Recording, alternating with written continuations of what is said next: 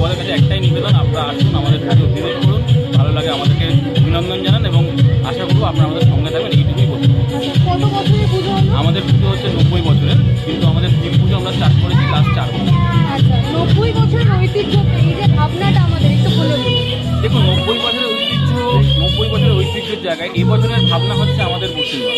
বসুন্ধরা করতে হতো ধরনী বা ধরিত্রী, সবাই আমরা জানি, এবং ধরনীর 3টে জিনিস আমাদের কাছে খুব ইম্পর্টেন্ট, সেটা হচ্ছে খাদ্য, বস্ত্র এবং বাসস্থান। এবং আমাদের এবছরের যেটা থিম সেটা হচ্ছে খাদ্য নিয়ে, মানে খাদ্যের যে অভাব সারা পৃথিবীতে দেখা গেছে, সারা বাংলা জুড়ে দেখা গেছে, সেই খাদ্যের অভাবের উপর দাঁড়িয়ে আমরা এবছর চিন্তা করেছি এবং সেখানে কৃষক মিত্র থেকে আরম্ভ করে তাদের জীবনধারা যে পরিবর্তন বিভিন্ন কারণ, শিল্পায়নের জন্য বলুন বা বিগ্রহ বা বিভিন্ন কারণের জন্য যেটা হচ্ছে, তার উপর তাদের জীবনধারা যে পরিবর্তন, তারা যে দারিদ্র্যতম পরিবেশ, তার দারিদ্র্যতম যে পরিস্থিতি বর্তমান সময়ে দাঁড়িয়ে, তাদের সেই পরিস্থিতিটাকে আমরা তুলে ধরার এখানে চেষ্টা করেছি। তাদের এই বছরের মায়ের কাছে চাহিদা, তারা যেন মায়ের কাছে এটাই চাইছেন এই বছর থেকে দাঁড়িয়ে, যে মা যেন তাদের পূর্ব পরিচিত সেই শস্য সমলা বসুন্ধরাকে আবার ফিরিয়ে দেন তাদের কাছে, এবং তারা যেন স্বাভাবিকভাবে স্বাভাবিক জীবন যাপন করতে পারে। আপনাকে দাদা, আমরা দেখতে পাচ্ছি পেছনে মায়ের মূর্তিটা তৈরি করা হয়েছে, কিভাবে তৈরি করা হয়েছে? সত্যি কথা বলতে গেলে এটা তো কোনো ঝাঁ চকচকে পুজো নয়, এটা হচ্ছে কৃষকদের, দরিদ্র কৃষকদের পুজো, এবং সেক্ষেত্রে তাদের পুজো ঝাঁ চকচকে হবে না সেটাই আমরা ধরে নিতে পারি। এটা হচ্ছে যে মায়ের মূর্তি বা মাতৃ অভাব আপনারা দেখছেন, এটা হচ্ছে পূর্ব প্রতিষ্ঠিত মাতৃ অভাব হিসাবে আমরা এখানে তুলে ধরার চেষ্টা করি। আপনি যদি মাতৃ প্রতিমা লক্ষ্য করেন, দেখবেন এর মধ্যে কোথাও রং উঠে গেছে, কোথাও চুল উঠে গেছে,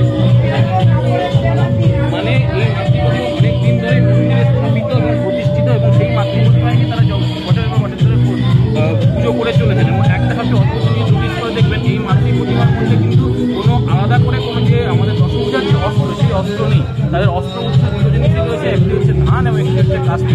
সুতরাং এটা থেকে পরিষ্কার যে এই মাতৃ প্রতিমা শুধুমাত্র কৃষকদেরকেই এখানে নোটিফাই করছে।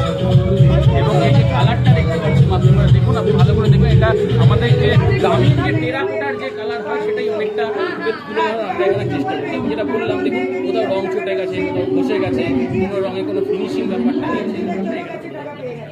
অসংখ্য ধন্যবাদ জানাই আপনাকে দাদা, আমরা আরো দেখতে থাকবো, ঘুরে চলে আসুন। দশভূজায় দশ সম্মান 2024 আমরা পাটিপুকুর আমি সার্বজনীন দুর্গাপুজো কমিটির সেরা প্রতিমা সম্মানিত করতে চলেছি। পাটিপুকুর আদি সার্বজনীন